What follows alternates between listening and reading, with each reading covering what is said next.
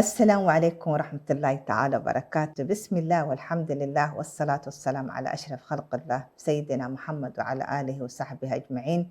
أهلا وسهلا ومرحبا بكم أعزائي المشاهدين والمشاهدات في موضوعنا تربية الأبناء من المنهج النبوي، وهذا اللقاء الثالث إن شاء الله.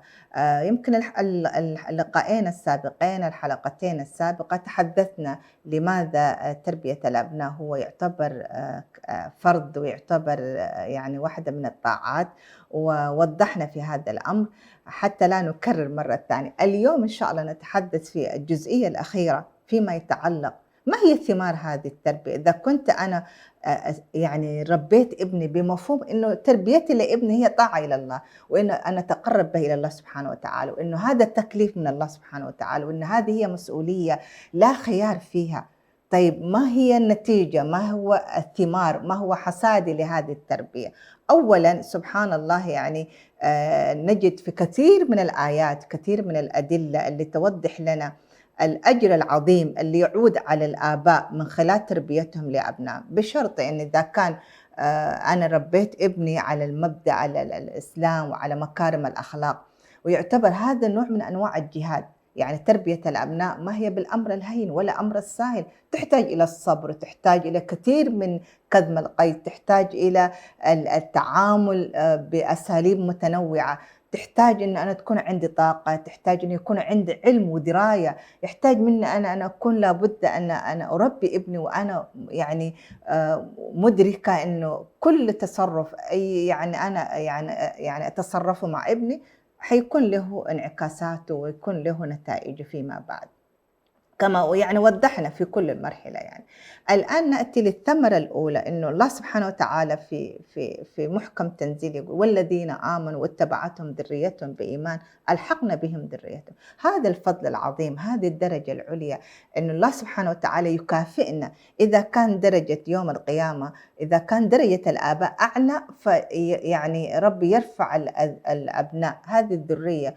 وكما وضح يعني ابن كثير في تفسيره انه يعني تعتبر انه افضل القربات لله سبحانه وتعالى للانسان، انه كيف انه ربنا سبحانه وتعالى يعني كرمنا، وربنا يعني انعم علينا بهذا الفضل. فبالتالي الانسان اللي يكون فعلا يعني حريص على يعني انه رب سبحانه وتعالى يكرمه، فبالتالي أنا أكون يعني من الحكمة ومن العقل ومن الفطانة إن أنا كيف أكون حريصة، إنه أنا يعني أكون حريصة على هذا الفضل العظيم.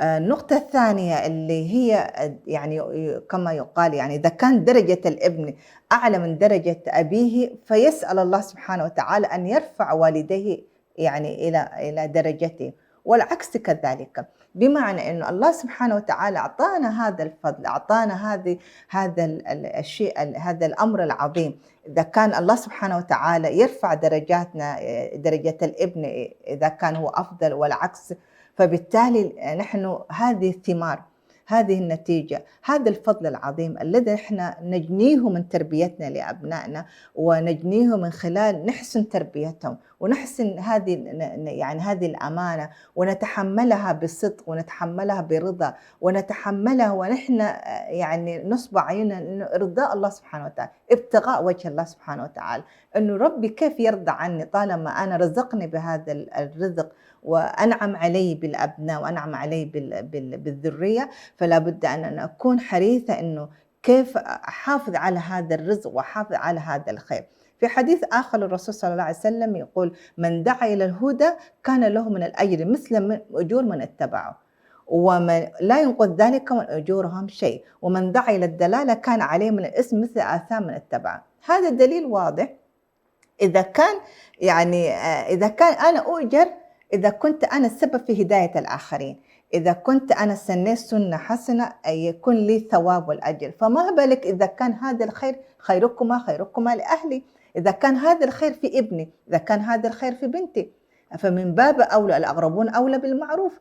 وإذا كان أنا يعني عندي الأجر يعني سبحان الله أجر حساب مستمر، يعني أنا عندي حساب في البنك لن يتوقف. إذا كان أنا كنت السبب في هداية ابني، أنا كنت السبب في إنه التزم في صلاته، التزم في عباداته، التزم في يمتثل لأوامر الله سبحانه وتعالى، يتحلى بمكارم الأخلاق. هذا الفضل أنا يعني حيكون في حسابي أنا في المقام الأول. فدي النقطة الثانية. النقطة الثالثة اللي هي الله سبحانه وتعالى يعني أكرمنا نحن كوالدين، واحدة من الدعوات المستجابة. يقول الرسول صلى الله عليه وسلم 3 دعوات مستجابات لا شك فيهن: دعوة الوالد، ودعوة المسافر، ودعوة المظلوم.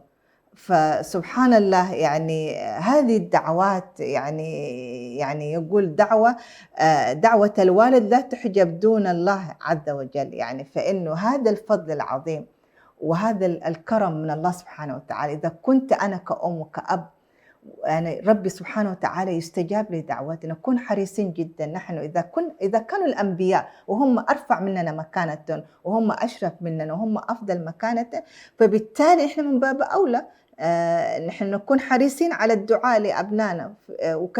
ونجد في الكثير من الآيات دعاء الأنبياء، مثل دعاء سيدنا إبراهيم عليه السلام لابنه وهو يدعو لذريته: ربي اجعلني مقيم الصلاة ومن ذريتي. ودعا زكريا بالذرية الطيبة: رب هب لنا من لدنك ذرية طيبة. سبحان الله، وكثير من الأنبياء اللي كانوا هم يدعوا لأبنائهم كيف كان هذا الدعاء. فإذا كان هذا الفضل العظيم، هذا يعني الله سبحانه وتعالى نحن كرمنا كأولياء الأمور، فلا نبخل على أبنائنا، لا نبخل عليهم بالدعاء، فنكون نحن حريصين جدا في كل صلاتنا. سبحان الله، في كل فرد ندعو لأبنائنا. فإحنا مهما فعلنا سبحان الله ربي هو الذي يعني سبحان الله يعني يثبت، ربي هو الذي يهدي، لكن نحن كذلك نسعى ونجتهد ونعمل ليل نهار يكون في دائما في كل فرد، يعني ندع دائما نصب عيننا، ليس يعني بذكاء مننا ولا بعلم مننا، لكن الله يهدي من يشاء. يعني سبحان الله، ولعل في ساعات من ساعات استجابات الدعوة. فأنا أقول يعني كثير مننا نحن أحيانا أولا يعني يمكن أوجه الخطاب لنفسي ولكل المشاهدين نحن أحيانا في لحظات الغضب، في لحظة ننسى إنه يعني سبحان الله قد تكون لحظة استجابة الدعوة. فنحن كأولياء أمور نكون ندرب أنفسنا إنه يعني في هذه اللحظات لابد الإنسان يكظم قيده، ويعني يتوضأ ويصلي ويدعو الله، يعني يدعو الله ويسأل الله يعني الهداية للأبناء. ويقال إنه كان للفضيل بن عياض ابن اسمه علي، وكان يدعو له سبحان الله قائلا: اللهم إني اجتهدت أن أؤدب علي فلم أقدر على تأديبه فأدبه لي. يعني كان هو يعني يسأل الله سبحانه وتعالى، فالله سبحانه وتعالى استجاب لدعوته وأصلح ابنه يعني علي، يعني ربنا أصلحه، ومات علي باكيا وهو يستمع القرآن. فهذا يعني كثير من القصص موجودة في الأثر، موجودة يعني في إرثنا التاريخي والإسلامي. نجد أنه إلى أي مدى الدعوات يعني سبحان الله قد تصنع كثير من المعجزات. فلا نبخل على أبنائنا بالدعوات، ندعو لهم في كل صلاتنا، في كل سبحان الله في كل أوقات تستجاب فيها الدعوات، ونسأل الله سبحانه وتعالى لهم الهداية، ونسأل الله لهم أن يثبتهم على الحق. لأنه يعني مهما نحن فعلنا سبحان الله يعني إحنا نأخذ بالأسباب ونجتهد ونسعى ونسأل الله سبحانه وتعالى، لكن الله سبحانه وتعالى هو الذي يهدي، وهو الذي بيده كل شيء. في ختام هذه الحلقة يمكن طفنا خلال 3 حلقات المنهج النبوي يعني في تربية الأبناء، وتحدثنا فيها، لكن حاولنا أن يمكن أوجز. فقد ركزت على النقاط الأساسية جدا، والأشياء اللي تعتبر بالنسبة لنا يعني تعتبر هي المبدأ الأساسي في تربيتنا لأبنائنا. وقد يكون الكثير منها موجود طبعا، نحن الآن ما شاء الله في كل الوسائل، لكن يعني نحاول نشارك بعض الأشياء بإذن تعالى. واحدة من أهدافنا في هذا البرنامج إنه نحن إن شاء الله يعني يكون ضمن الإرشادات وضمن اللي هي اللقاءات اللي تحفّز أولياء الأمور في تعينهم في تربيتهم لأبنائهم.